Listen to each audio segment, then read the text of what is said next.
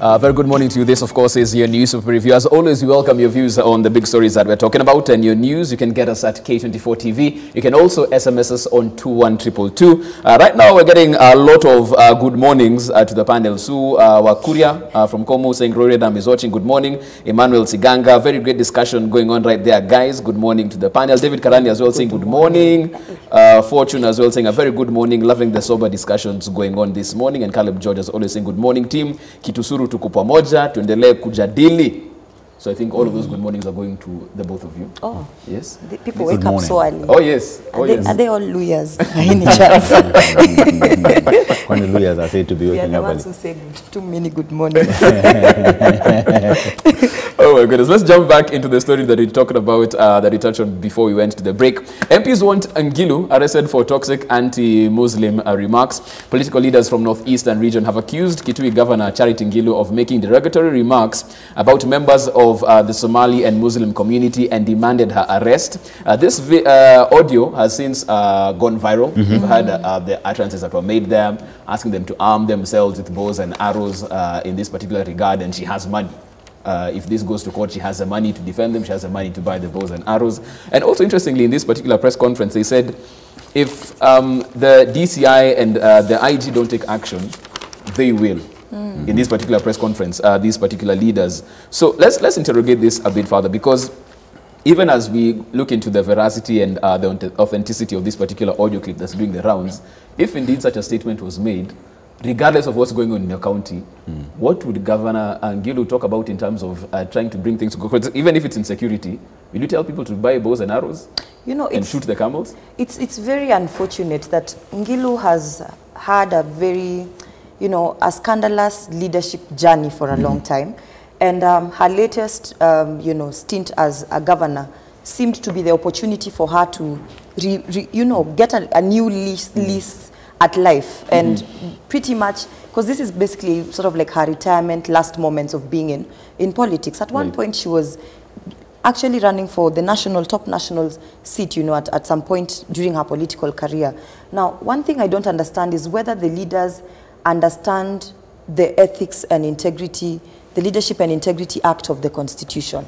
See, one of the key principles of the leadership and integrity in the Constitution as stipulated in Chapter 6 is that authority conferred upon a leader, any state authority conferred upon a leader is a public trust, to be held and exercised in a manner that brings confidence to the office, and brings honor and confidence to the office, and in a manner that respects, the people. And the Integrity and Leadership Act further goes on and lists very many things, amongst which, as a leader, you cannot outrightly, and even if it is not outright, you cannot just go out there and cause division amongst the people. One of the roles of leadership is to unite a community. When she begins to make such statements, if indeed they are true, then one wonders, what sort of a leader is she? Because in her own county, there are Somali people who are actually contributing to the economic development of her county. And then again, I always say that when the stakes are not against you as an individual, and you fight against a community that, let's say, or a group of people that have been marginalized for a long time, do you ever sit down and think that at one point things could turn around, the tables could turn, and your community could be the one that is targeted? 20 years from now, 50 years from now, let's say, God forbid, the Luos say that, we do not want the Kambas within our community. Now, what if everybody, because Somalis are Kenyans, Somalis are Kenyans, and when you begin to make such statements, what you're doing is you're profiling an entire community based on a few misconceptions that are here and there about the conduct and the character of a few members of that particular community. The Kambas have a reputation within other communities. There is a way in which Kambas are viewed. So if a community, let's say for instance, the Mijikenda decide that, Kambas are known for this and this and this, and for that reason we want to kick them out of our land, where will Ngilu stand? Gabriel, I'll bring in on this as well. The tables will always turn around. So if you do not stand, when you're required to stand for the right thing at a particular time in history and you fail to do so, tables will turn around and your people will be on the receiving end. Gabriel, we've seen the utterances that are made, or rather heard of the utterances that are made by the governor in that particular audio clip. In this presser, the Canaan-led press conference, they said that if the DCI and IG don't take action, they will. What does this really mean? What action will they be taking? In fact, I'm concerned about that very statement. You know, and they are really what the leaders, the Somali leaders are saying is that, you know what, we first of all are going to wait for the avenues that are provided by law. In fact, I would have expected by now the cohesion and the Commission of National Cohesion should have already summoned, either issued a statement or summoned Governor Ngilu.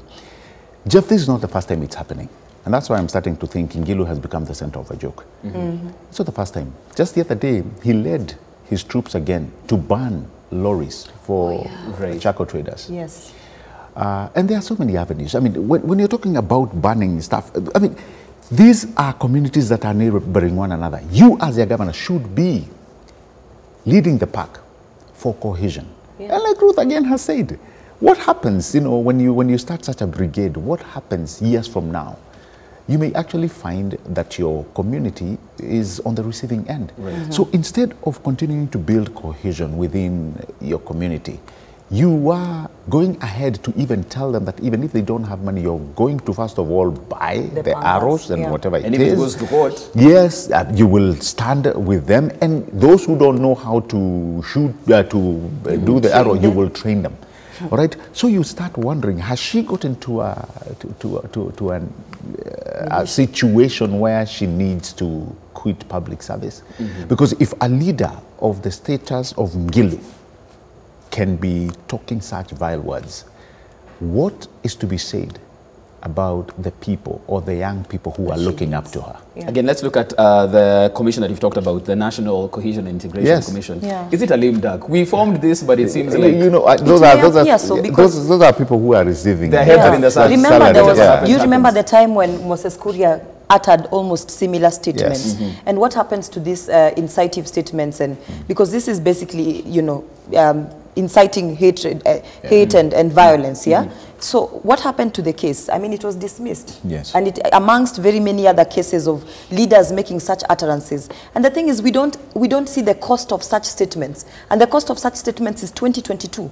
Because what will happen is ethnicity and ethnic politics begins a few years just before the elections, 2 years before the elections. The tone that our leaders take, if tolerated, is what will either lead to a peaceful election or a violent election. And then at the end of the day, they come and say, oh, we are the people causing violence, or the citizens are the people causing violence, forgetting that they had already ignited you 1 year, 2 years to the election.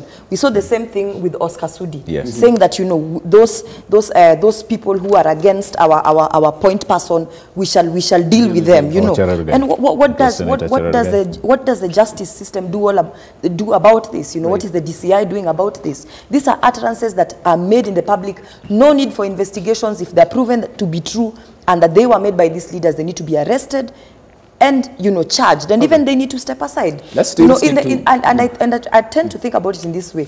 In other democracies, for instance, in the United States, you make such a statement or you even allude to it. Remember this Ilhan, I think she's called Ilhan Omar. She's a Congress member. She made a statement that almost sounded as if she was anti-Semitic, you know, basically against the Jews. And trust me, she's not receiving it easy. It's been months and months of people calling for her to step down, you know. Let's stick to matters of governors as well and take it from... We bring it to the capital city, Nairobi. Crisis at City Hall as Sonko's reign of chaos goes on. MCA's one of paralysis, fault county chief's management style. Nairobi governor suspending Mohamed Dagane, 16 senior officials. But the surprises are also there, who many people thought was indispensable. Kirich. People saw that and that was the first name. People are actually shocked. You know, this should not come as a surprise. And, you know, sometimes I wonder why people get surprised when Sonko does things. You know, this is his style. This is what he's always done. People will tell you that sometimes, I don't know how true this is, but, you know, people are given very short contracts, like, you know, 2 months or so, you know. So this is someone who, first of all, has not gotten his footing right. All right, that is one. Secondly, he's not in tandem with his team. Because if you are working as a team, this should have come out. Every time you are either looking at the previous administration or cartels within, those are the words I keep hearing, cartels, or people bring. And probably that's why he doesn't even have a deputy governor, all right? You would have expected City Hall to have a very sober and formidable team working with the governor. What many people don't know, and this is matters governance. If you go to the Human Resources Department, they will tell you, the fact that you keep letting people go and hiring others and putting that haphazard situation, it means you are going to fail. You cannot expect the failure of planning to give you better results. Nowhere in the world, Jeff, have I ever seen chaos creating order. It will never happen. Right. So Governor Sonko here has come and blatantly, unilaterally told everybody, boo, boo, boo, go home. In the next few months, he may actually end up recruiting. What many people won't tell you is that the team you have actually shines your recruitment prowess. If you're good at recruiting, you will get the best. Right. If you're not good at recruiting, these are the results. Yeah. So, in a nutshell, the big failure is on Governor Sonko's door. Because we are pointing fingers at him now, my friend. You have failed to recruit the best. Some people are talking about, Ruth, the fact that this is a man of action in terms of Governor Sonko. He takes responsibility when it comes to his doorstep, and he expects his officials to do the same. When he finds out your docket is an issue, there's no two ways. You step aside, you're suspended, and it's sorted out. That's a counter-argument to this, that if you sleep on the job, you're out. No, Sonko is playing populist politics. Remember that right now, he is in the middle of an EACC investigation. Yeah, right. And you see, the thing about Sonko is that he wants to buy the public confidence. He wants to carry out PR stunts that will give him confidence of the public, so that even when the EACC finally indicts him, or let's say they find evidence that is sufficient to indict him for whatever it is they claim that he has committed, you know, abuse of office, corruption, and very many other things. If indeed he's indicted, then he will have the public saying, oh no, but you see, Sonko is working, you know, we don't understand, why don't you go for more corrupt governors, for instance, like the governor of Homa Bay County that we think is corrupt, why are you going after a man who is working? Don't forget that very recently, in fact last week, there was a poll that was released that ranked Sonko as, I think, #3 top performing governor in this country. And a few days later, another poll came out that actually ranked him bottom 2 amongst, I mean, basically declaring him as a worst performing governor. So one of the things that Sonko needs to understand is that, you see, I'll just give a typical example of now you working over here. Imagine if you were working here and knew that anytime anything happened, you would be in line to be fired. Right. You know, if a door broke, if a microphone disappeared, you will be fired. You know, you do not inspire confidence within your workers. You do not inspire, and basically you're ruling by fear. Because now what has been happening, this is not the first time Sonko has fired people. Anytime anyone disagrees with him, because most of the people who've either resigned or been fired have been citing the same reasons. That one, he cannot work with people. He doesn't know how to work with his employees. He disagrees with you, you disagree with him, you're gone. Or you don't play to his tune, that is it. You know, so there is no confidence amongst his workers. And the way to resolve an issue is not by kicking out people, because then again, him as a leader, in fact, they say the buck stops with the leader. Right. Where was he as an individual? And again, I will always give examples of other democracies. There was a time, I think, in Britain when a minister, I think for education or something, had come up with a program that was supposed to be implemented in schools, and the program failed. At the failure of that program, it is the minister who stepped aside. It was not the people who implemented the program. It was not the designers of the programs who stepped aside, but the minister himself. And in fact, he said, you know what?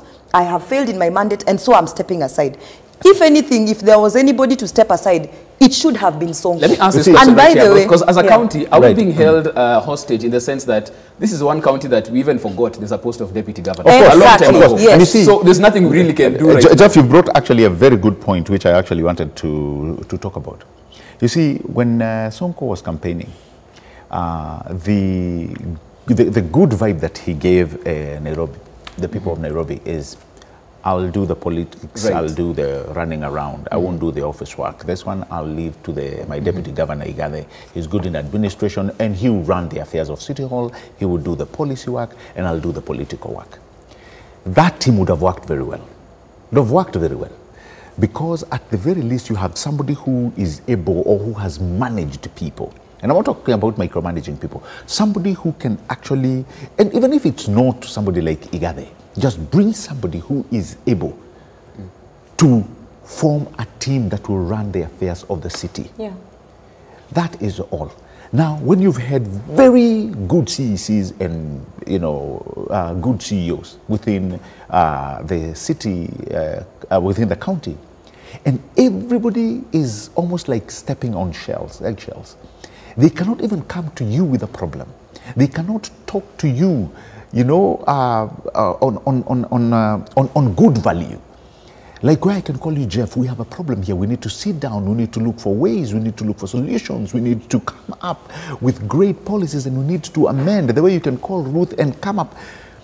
Everybody is afraid of you. When they call you, you record them. Yeah. Nobody has, you know. So to me, I think what Sonko has done, and it's really unfortunate, he has actually created a platform for failure. Yeah. Such that even if somebody who's close to him knows that, you know, we are going to hit a brick wall, they may not tell him. Right. Yeah. They'll just wait and enjoy the circus. Yeah. And that's where we are heading. This county should not be subjected to this. We have so many problems, Jeff, and we need serious people to deal with them. All right? Albeit the fact when Sonko came in, he came in with a lot of goodwill. I think that goodwill has been watered down. And it would have been very simple. All he needed to do was set up a team that he can work with. And it's very easy to work with people. Give them the confidence that you are behind them. Allow them to. You see, what Kibaki did, and I would have liked us to take that example of what Kibaki did. We used to say Kibaki was aloof, but no, he wasn't. All he did, Kibaki put up a team that he knew would deliver. And even if he would sit down, all he needed to realize was, I have put people of character in place, and they are able to deliver an economy. Right. And that is what happened. So Sonko, I think, is suffering from the absence of that. He does not trust anyone. If you talk to people who've left, they'll tell you he thinks you're after him all the time. You know, as much as we would want, he always looks back at Kidero, not also knowing that when Kidero was there, he was the senator. Right. His work was actually to oversee or oversight what Kidero was doing. So if Kidero failed, Sonko failed by nature, by design. So I think it's not all lost. Sonko has 3 years, and I feel as if he can redeem himself. But him redeeming himself would require for him to sit down and recruit people who are able to deliver. The fact that he is going and firing everybody unilaterally also tells him that he is not a good person when it comes to hiring. Because you cannot keep hiring people and firing them. I mean, you have a problem. Yeah. Let's fix it. He cannot build a team. You see, if my work, my precious time is spent on hiring people and firing them, I have a problem. I have an issue. Because people will ask, why do you, I mean, when you're hiring, what because it actually shows you have failed in that area. So I think it still can be redeemed. It still can be redeemed. Okay. And the county, I think, can actually achieve its glory. But on this one, Sonko needs to get serious. Let's move on from the capital city to the region at large. We have 4 minutes to go through this. We'll have to have quick comments on this. And it's all about the Somali-Kenya maritime border dispute. Uhuru reaches out to Somalia over border. President Farmajo insists dispute must be resolved by the international court. Neighbors agreed to stop all hostilities and resume normal relations. Of course, you had the Egyptian president bringing us together on the sidelines at the UN to try and have this sorted out outside of the court process, and have a neighborly agreement as to how we can move forward with this. From the beginning, we thought we were going to get to this particular point. Yeah. Were we setting ourselves up for failure at the ICJ, Ruth? Because we were looking at it in the sense, we got to a point where we said, okay, fine, now we don't have a defense team. Give us time to sort this out. Yeah. Did we not think Somali would push it to that particular point? You see, the moment I've had a lot of argument amongst lawyers and politicians who say that this international dispute tribunal mechanisms were set up for the African nations, and they were set up for failure. And I think a lot of times when we push, or rather take our issues to the international tribunal bodies, we kind of expose ourselves to the international community, and even expose ourselves to further exploitation, and even deepen the issues at hand and make it harder to have the same issues resolved. Because now what you are telling people is, because this issue, the dispute between Kenya and Somalia border is basically an issue of control of resources and control of the outlet or inlet of resources, because remember the port is basically an entry point of a lot of goods, and Kenya and Somalia sharing a port. Kenya has always been seen as a conduit, rather an entry point for most African nations, because you know, goods come in through the Kenyan port and get to other African countries. So the more of the port that Somalia can control, the more of the resources that they would control at the border, which are very, very critical. So when we take our issue to the ICJ, we are basically exposing to the global community that first and foremost, guys, you know, we have a lot of resources and here is a dispute. So you can take sides with whichever team you feel would win. So this is an issue that is a bit complex in nature, in the sense that there are other interests from other bigger players, you know, multinational companies that would want to exploit the resources along the coastal line, and basically putting pressure on Kenya and Somalia to resolve this issue. But how do you do in terms of the solution moving forward? Yes. What do you feel Nairobi organization should have done not to get diplomacy would have worked very, very well. Diplomacy is usually a long and protracted way to getting a solution to a dispute or an international interborder crisis, but it is usually the safest way to go. Because I keep saying that Somalia has proven in the past to be a country that would get its way when they want to get their way with things. We have witnessed, if you read through history, you've seen how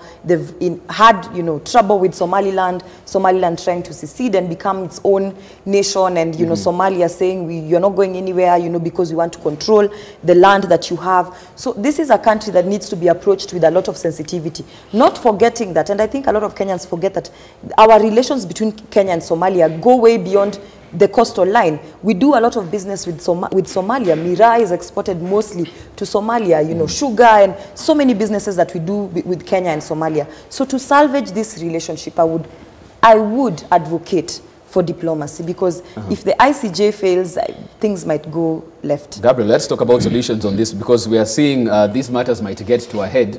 And from where you sit, you're saying this can be solved. Yeah, I don't know, this actually can be solved. Before it gets to the court. Yeah, no, I don't want to call it small, because, you know, when two countries are talking about a dispute, it's actually something huge, even though I still believe there's quite a lot of room for diplomacy. Like Ruth has said, I think our diplomacy, some element, it kind of dwindled, it kind of failed. And did you think it was a non-issue from a diplomatic level until it got to this?